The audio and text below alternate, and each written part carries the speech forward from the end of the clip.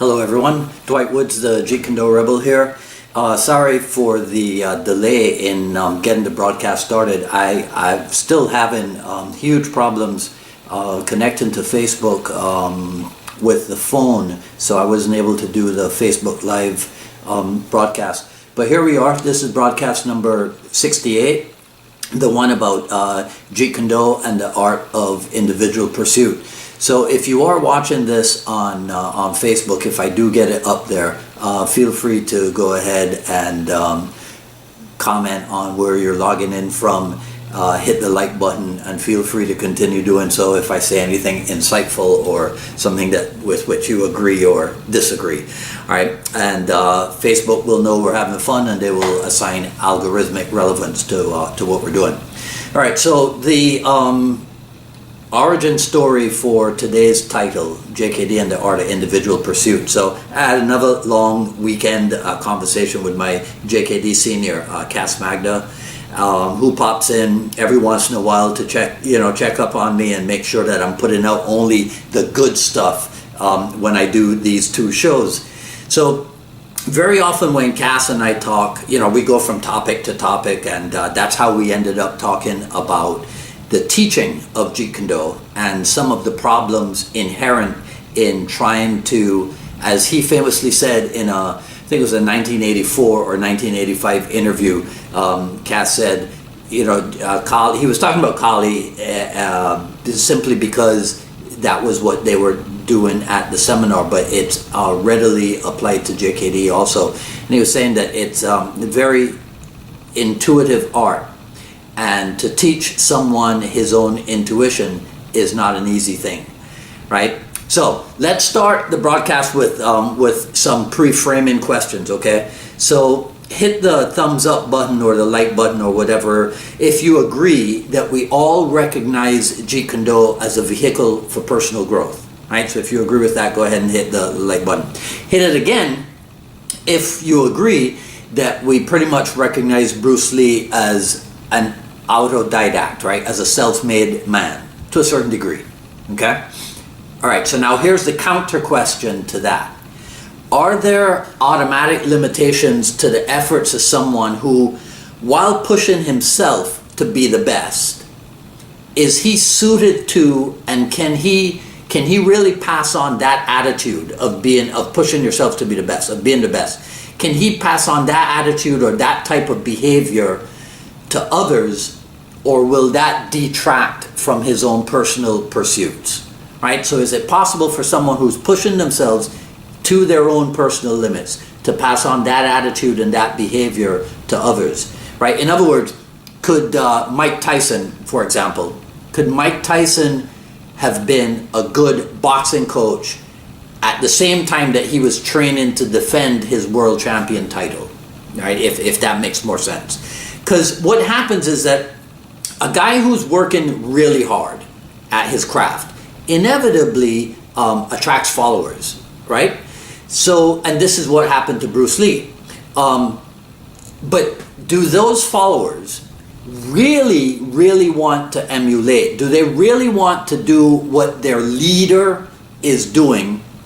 Or do they just want to achieve some kind of vicarious success by hanging out, right? And being around somebody that they deem successful, right? So you take Bruce Lee.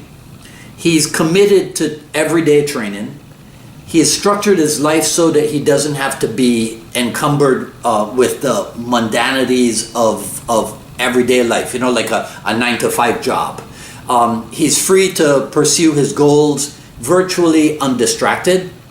And I'm not saying that there was no struggle, because as we all know, things didn't always go according to plan in Cedro Bruce's life, right? But somebody like that, if he decides to take on a private student or a group of students training at the house or what have you, how does he impart to them the essence of individual pursuit when the setting for what they're doing is a type of a partnership, if it's a personal or private client, or a group effort if it's a bunch of people that you're working with?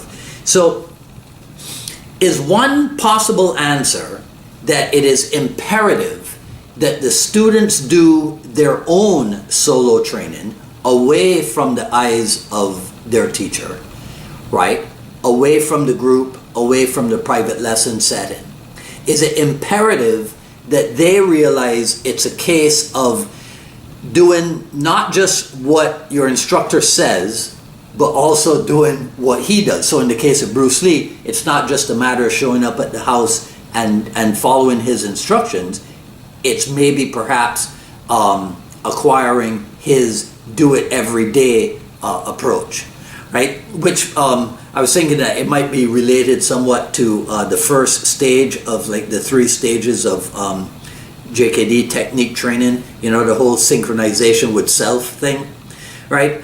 So both students and instructors have to engage in individual pursuit while maintaining relationship with the group or with each other, right?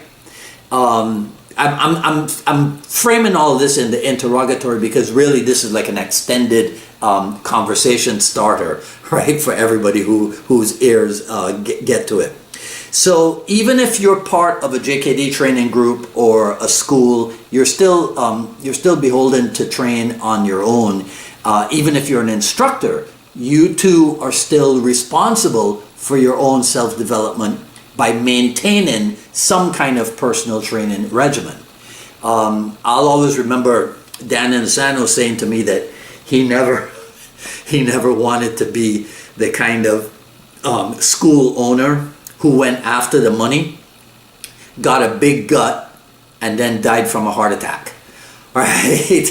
And the other thing is, when I started thinking about this this topic, I came across a cycling event, a race called the Individual Pursuit, and I swear to you, I had never heard of this thing before. Do you know about this thing, Individual Pursuit in racing? Because so the 2 racers start like I forget what, I think it's a velodrome, right? So it's the track like this, and they start at the two opposite ends of the track, and then they race to catch each other. And to me, it's an amazing spectacle because your mind, or at least my mind, wanted to depict one of them as the pursuer and the other one as the pursued. But in reality, they're both things at the same time, right?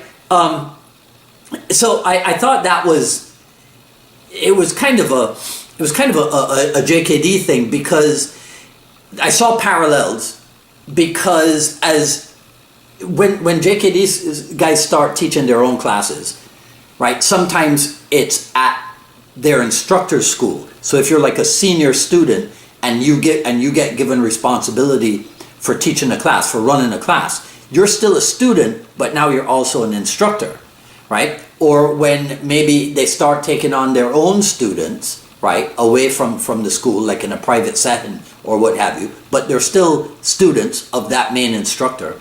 Or even when you open up your own school, you're still a student because JKD people are always looking to add to the store of their information and their knowledge, right? So it's one of those great things about JKD, you know. I remember Sifu Dan said it to me once, and again we were talking about Kali in this instance, but again it applies to the JKD as well. He says that and what we were talking about was Kali's lack of like formalized ranking and that thing, and he said, well, what you have is beginner students, you have intermediate students, you have advanced students, and then you have students who teach. So the emphasis, right, the moral of the story, I guess, being always remain a student. One thing I wanted to say about this individual pursuit race in cycling, here's what I learned. This event about 10 years ago was removed by the International Olympic Committee in favor of something that they call gender equity, right? So now you won't see the individual pursuit in Olympic competition, but you'll see it at, I guess, like the Cycling World Championships or something. And I just thought it kind of makes you wonder about society's respect for individual effort and individual accomplishment, right? Anyhow, so that was my little take, conversation starter here on JKD and the art of individual pursuit. That's it for today. So feel free to share, like, and comment. Ask me questions if you want. I'll review everything after posting. Sign up for notifications for when we go live on Facebook, as long as the technology gods smile on us. And also when we post the edited stuff on the YouTube channels, both for the broadcast and the Jeet Kune dialogues. Follow me on Twitter at Dwight Woods, and on Instagram at Dwight D. Woods. I love JeetKuneDo.com. The Quick Skill Series is still available, Volume 1, coming up on Friday, March 15th. Jeet Kune Dialogues episode with Rick Young of Black Belt Academy in Scotland. Right, that's Friday. I think it is at 3 p.m. our time. He'll still be up. It'll be like 8 or 9 p.m. United Kingdom time. All right, today's a pastel day, so here's the shirt. And I'll see you back here next week, same time. Oh, something about upcoming dialogues episodes. So some of you might know that currently there's a big celebration in Seattle for Taki Kimura's 95th birthday.